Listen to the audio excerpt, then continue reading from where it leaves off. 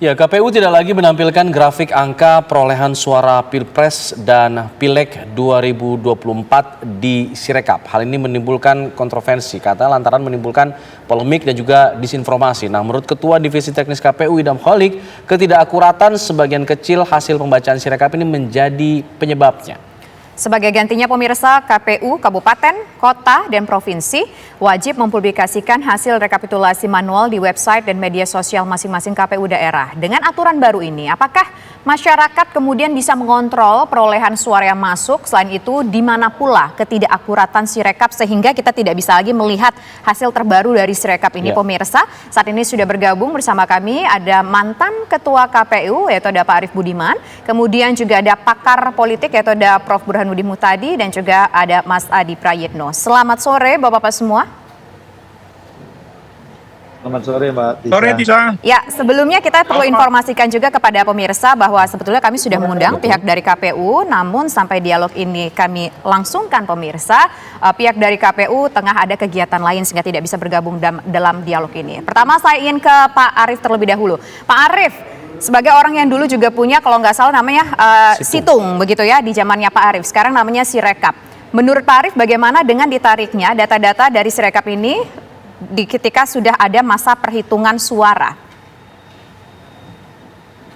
Ya, pertama sebenarnya Pak, sederhana kita memahami gini, Sirekap, Sistem Informasi Rekapitulasi Elektronik, itu diatur dan disebut di dalam peraturan KPU maupun keputusan KPU tentang pedoman untuk melakukan rekapitulasi.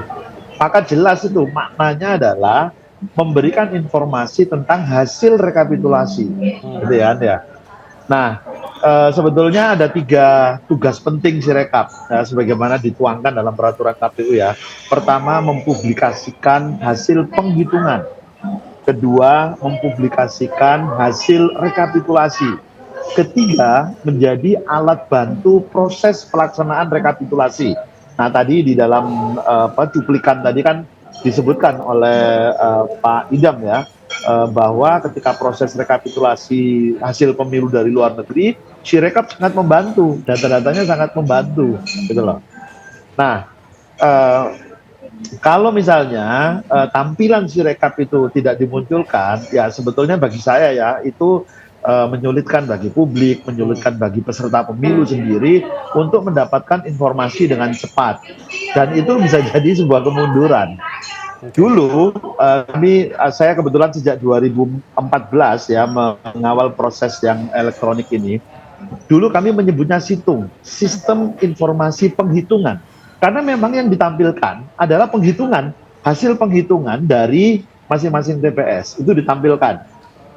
Lalu kita tidak menjumlah, silahkan publik mengumpulkan datanya, lalu silahkan Anda merekapitulasi sendiri. Di 2019 itu kita tingkatkan fungsinya. Selain menampilkan hasil penghitungan, kami juga menginput data sehingga publik tahu informasi hasil rekapitulasinya.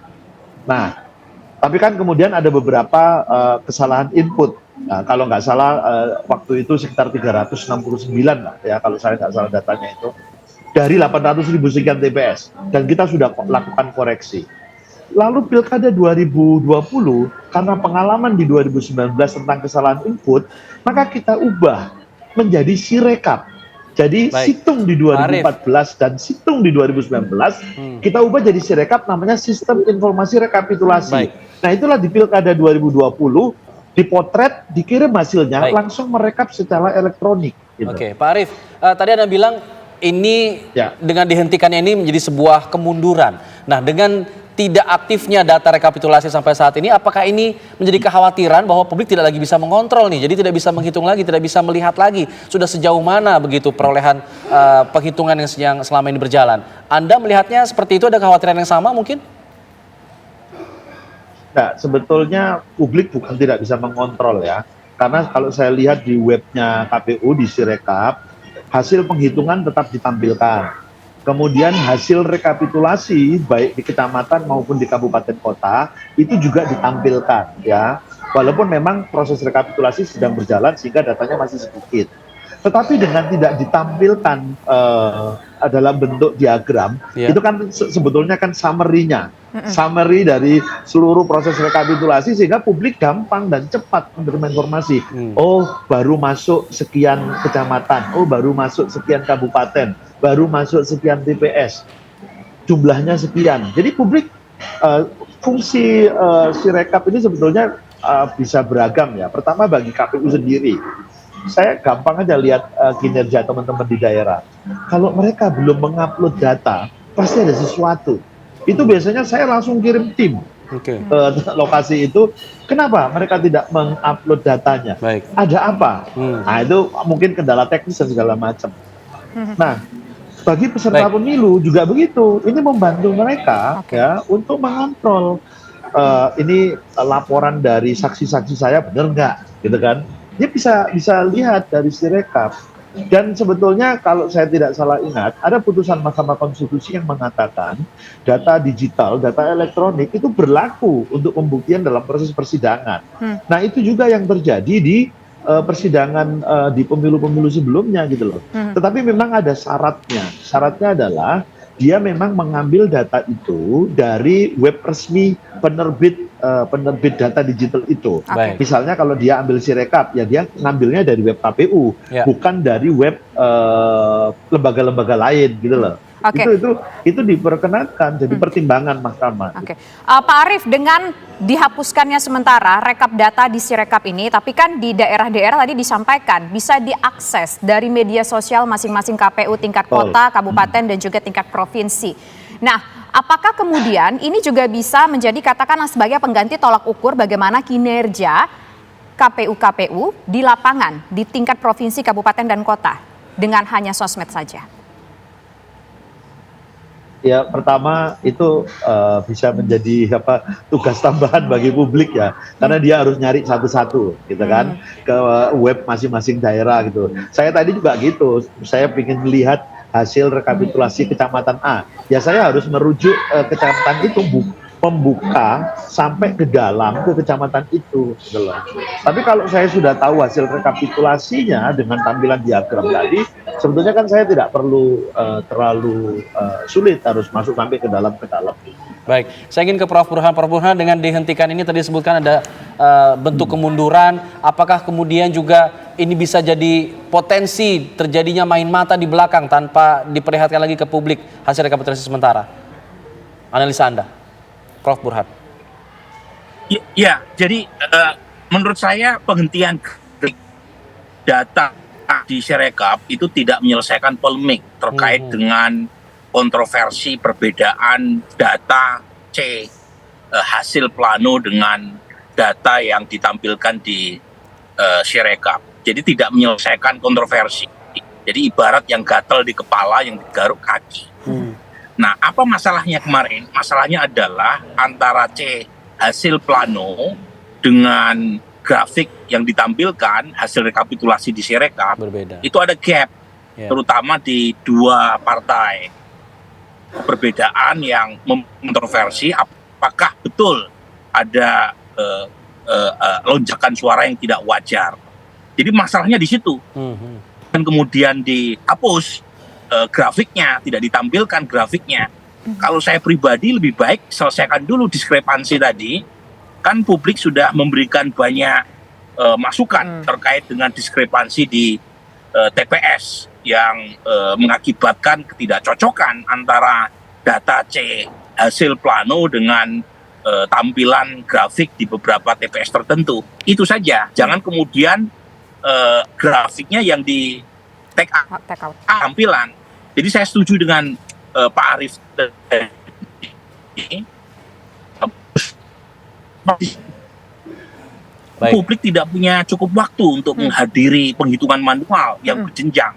Jadi akan jauh lebih baik dengan fasilitas Sirekap yang ada, publik bisa memelototi, mengoreksi, memberikan masukan, dan kalau misalnya ada diskrepansi antara Sirekap dengan data manual, dicocokkan dan kemudian dibandingkan, termasuk dengan perbandingan hasil TPS yang menjadi sampel quick count. Jadi ada banyak ruang yang justru malah membuka keterbukaan dan transparansi, dan itu menjadi berkurang sejak grafik Sirekap dihapuskan. Dan terus terang sulit buat saya ya untuk mengakses, dan kalau kemudian kesulitan itu tiba-tiba publik langsung disodori hasil akhir penghitungan manual tanpa melihat proses mengapa hasilnya seperti itu malah menimbulkan kecurigaan. Kalau sekarang kan lain, ada proses berjenjang mulai dari tingkat kecamatan, kabupaten, provinsi hingga nasional, tetapi publik dengan sangat antusias melihat dan sekaligus memberi masukan, dan itu akan semacam legitimasi yang lebih, meskipun tentu ada harga yang harus dibayar ya, karena beberapa TPS yang mengalami gap atau perbedaan hasil, tetapi itu adalah ongkos dari transparansi. Jadi saya tidak tahu mengapa kemudian tadi ya ibarat yang gatal di kepala, kenapa yang digaruk kaki. Oke, baik. Nanti kita akan dengar suara Mas Adi. Apakah juga menurut Mas Adi ini adalah sebuah treatment yang kurang tepat, yang gatal kepala, yang digaruk kaki, apa juga ini bisa menimbulkan distrust dari masyarakat? Nanti akan kita jawab usai jeda berikut. Kami kembali sesaat lagi. Ya, saya ingin ke Mas Adi menjawab pertanyaan menggantung tadi. Apakah ini menunjukkan bahwa merupakan sebuah treatment yang tidak tepat atas polemik yang sudah terjadi atau tengah terjadi dan bisa menimbulkan distrust di masyarakat? Mas Adi. Ya, saya kira memang apa yang terjadi pada KPU hari ini, di mana ada penghentian grafik yang ditampilkan, ini kan semakin menebalkan ketidakpercayaan publik terhadap KPU. Belum selesai misalnya ketidakpercayaan publik pada proses Sirekap yang seringkali memang tidak sesuai dengan form C hasil yang ada di TPS misalnya, ini kemudian grafik dihilangkan. Ini kan semakin mempertebal dugaan-dugaan ada sesuatu yang tidak beres dalam konteks penghitungan cepat yang versi Sirekap ya. Oleh karena itu bagi saya tak ada waktu sebenarnya bagi KPU untuk segera mengumumkan kepada publik apa yang kemudian membuat grafik ini dihilangkan. Karena ini kan menimbulkan tanda tanya dan bahkan menimbulkan dugaan-dugaan yang saya kira sampai sekarang semakin tajam ya, terkait dengan indikasi-indikasi bahwa KPU itu tidak profesional dalam konteks untuk memberikan kepastian penghitungan terkait dengan hasil yang saat ini sedang berlangsung hampir 70% gitu ya. Jadi inilah yang sebenarnya mestinya diantisipasi oleh KPU. Nah yang kedua, Tisa dan Alfat, kan sebenarnya yang diprotes dari KPU soal Sirekap ini adalah ketidaksinkronan hasil C hasil yang ada di TPS itu dengan data-data yang diinput. Mestinya ini diperbaharui. Setiap ada kesalahan, mestinya langsung ada konferensi pers dan diperbaharui. Apalagi misalnya Idam, Komisioner KPU mengatakan bahwa sekalipun ada kesalahan di Sirekap ini masih ada potensi untuk memperbaiki. Saya ingat persis beberapa bulan yang lalu ketika ada kegaduhan suara Anies Baswedan yang konon itu hilang sampai 3 juta di satu TPS. Itu kan ramai di publik. Sementara waktu suaranya Anies naik 3 juta dalam satu TPS itu nggak ramai. Tapi ketika turun itu kemudian membuat tanda tanya besar. Per hari itu juga KPU langsung menyatakan ada sesuatu yang tidak selesai. Jadi mesin untuk mendeteksi hasil scan yang ada di TPS itu tidak akurat dan tidak kredibel. Termasuk misalnya belakangan ketika menyangkut sejumlah partai politik yang suaranya tidak akurat, potensi ada penggelembungan, mestinya KPU juga menyampaikan secara terbuka di mana letak kelemahan dan kekurangannya. Sehingga dugaan-dugaan terkait dengan penggelembungan suara atau bekerja tidak profesional ini tidak terjadi. Saya khawatir nanti at the end of the day-nya ketika KPU mengumumkan soal siapa pemenang pemilu, baik Pilpres dan Pileg, publik justru akan menuding ini tidak akan legitimate hasil pemilu. Jadi bagi saya tak ada waktu lagi sebenarnya bagi KPU untuk segera menjelaskan kepada publik kenapa grafik penghitungan itu dihilangkan. Ini kan aneh sebenarnya. Makanya tak ada pilihan lain. Atau kalau mau ekstrim sebenarnya KPU menghentikan secara umum bahwa penghitungan yang didasarkan real count Sirekap ini dihentikan karena ini bukan hasil resmi dari hitung dari KPU. Karena yang dipakai oleh Undang-Undang Nomor 7 2017 adalah hitung manual dan berjenjang, bukan hasil Sirekap real count yang ditampilkan secara grafik. Kalau itu yang disampaikan, saya kira tidak akan ada polemik.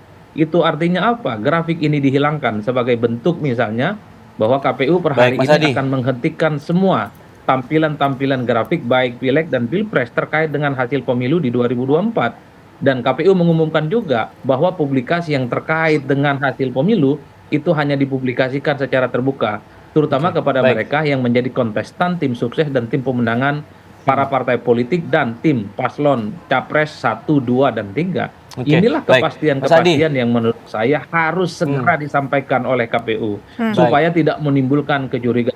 Iya, Per harus- hari ini Mas sudah banyak Iya. kawan-kawan media itu Mas bertanya Adi, terkait Mas dengan Adi. penghentian grafik ini.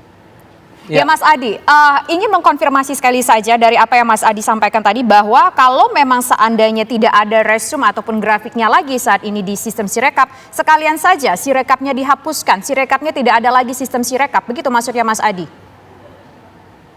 Ya saya kira begitu. Untuk apa ada Sirekap ya sebagai bentuk real count penghitungan cepat yang dilakukan oleh kawan-kawan KPU. Kalau infografis turun naiknya perolehan suara calon ataupun perolehan suara partai ini hilang. Jadi kalau mau dihilangkan, hilangkan aja sekalian. Karena tidak mungkin kita itu mencari data secara detail satu persatu berdasarkan kecamatan, berdasarkan kabupaten. Ini kan banyak sekali jumlah kabupaten kota di seluruh Indonesia. Oleh karena itu, bagi saya sebenarnya harus segera KPU ini menyampaikan apa yang sebenarnya terjadi. Baik. Di mana grafik ini Baik. kok tiba-tiba Kita sudah begitu tangkap saja. maksudnya, Mas Adi. Di tengah sorotan terkait dengan Sirekap yang sebenarnya tidak sinkron Oke, antara baik. suara di TPS dengan input dari masuk.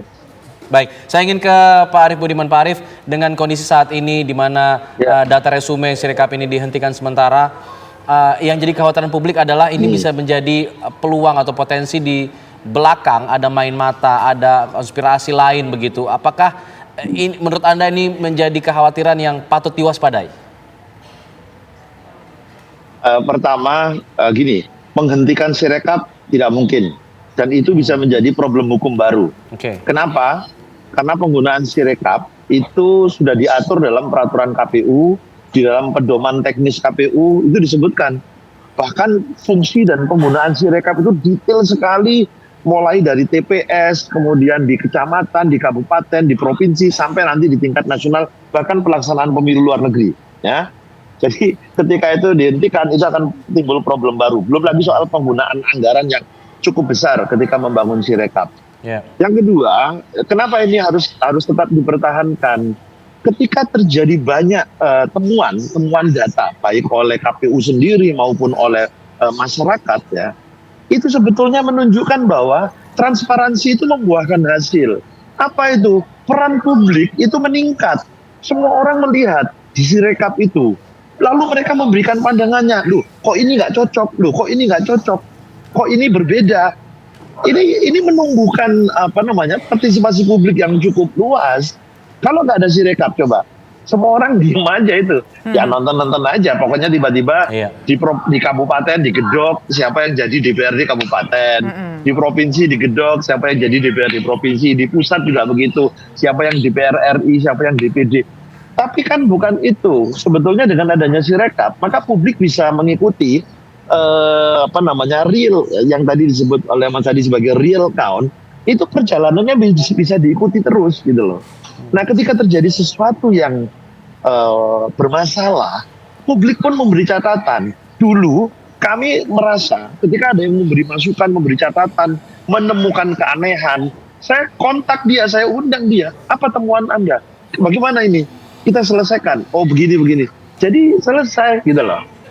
Nah, ini terakhir ya, konferensi persnya KPU tentang Sirekap ini, mereka kan mengatakan ada temuan 154.000 kesalahan baca.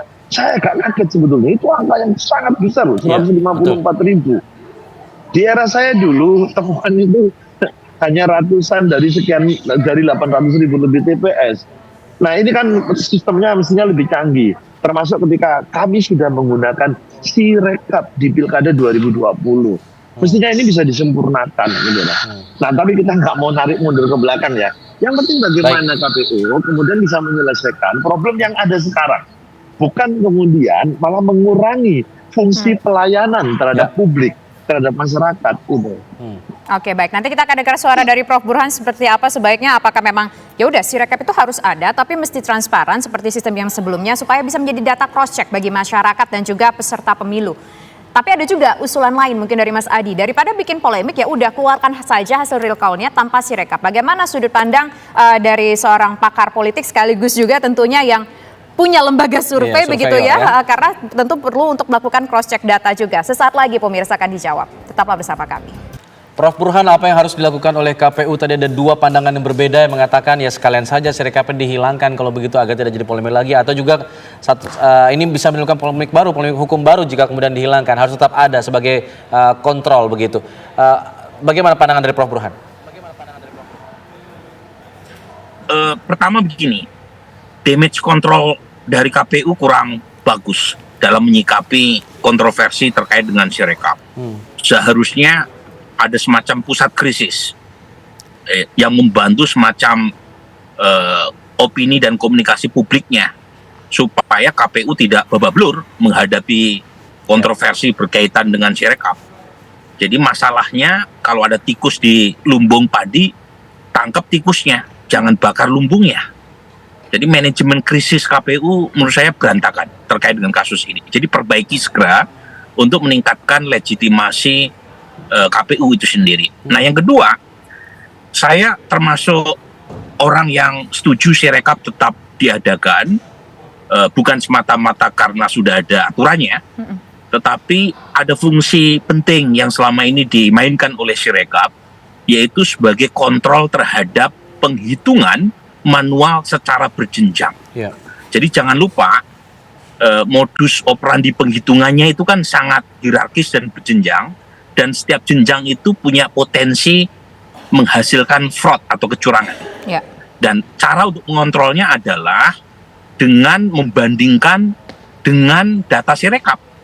Bahwa kalau kemudian ada diskrepansi antara hasil plano dengan apa yang diinput di grafik Sirekap, nah selesaikan masalahnya. Kan nggak semua TPS punya masalah terkait dengan CAP. Tetapi yang paling utama adalah memberi peluang buat publik untuk terlibat, karena jangankan warga, partai atau kontestan pemilu nggak punya saksi untuk mendampingi penghitungan manual secara berjenjang. Nah, Sirekap ini membantu buat warga, buat publik untuk terlibat memelototi proses penghitungan secara manual maupun secara online. Jadi Sirekap ini membantu, memudahkan buat publik untuk melihat apakah betul ada kecurangan atau tidak. Dan itu sudah terbukti kemarin itu.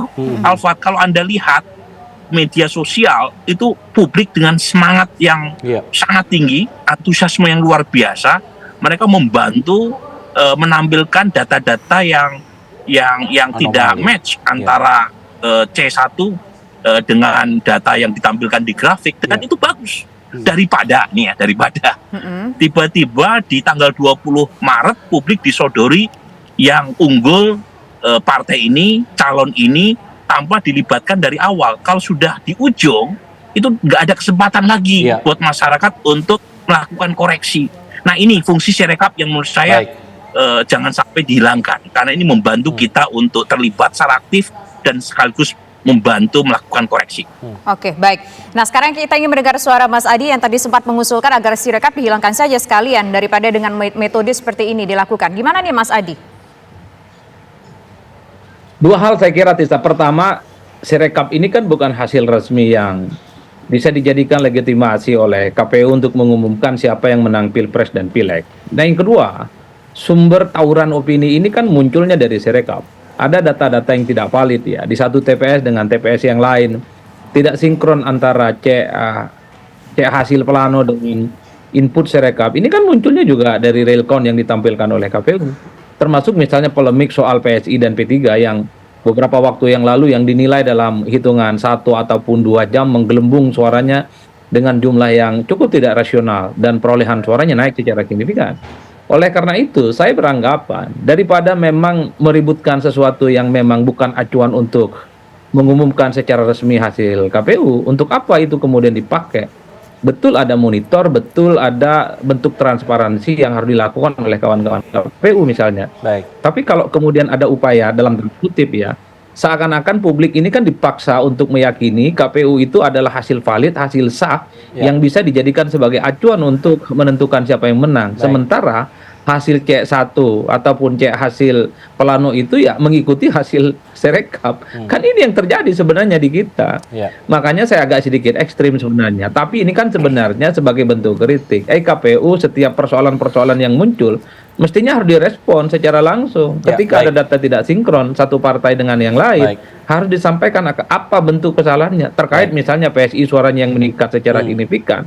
Apa problemnya? Apa betul Harus PSI itu langsung naik karena diselesaikan. input data itu didasarkan atas perolehan PSI yang memang dari basis-basis PSI di Jakarta, di Banten misalnya, di Jawa Timur, di Jawa Tengah.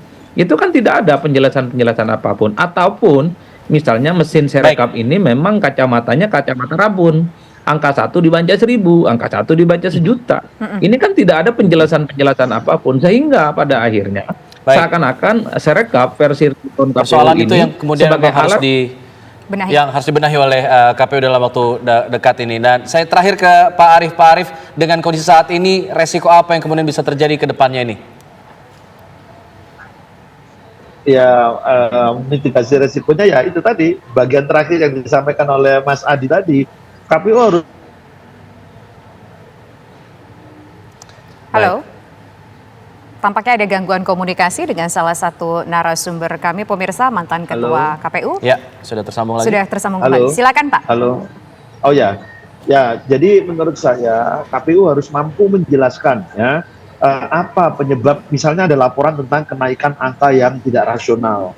Jelaskan itu, bukan kemudian menutup informasinya gitu loh. Iya. Jelaskan, tidak yang di sini seperti ini, yang di situ seperti itu dan seterusnya.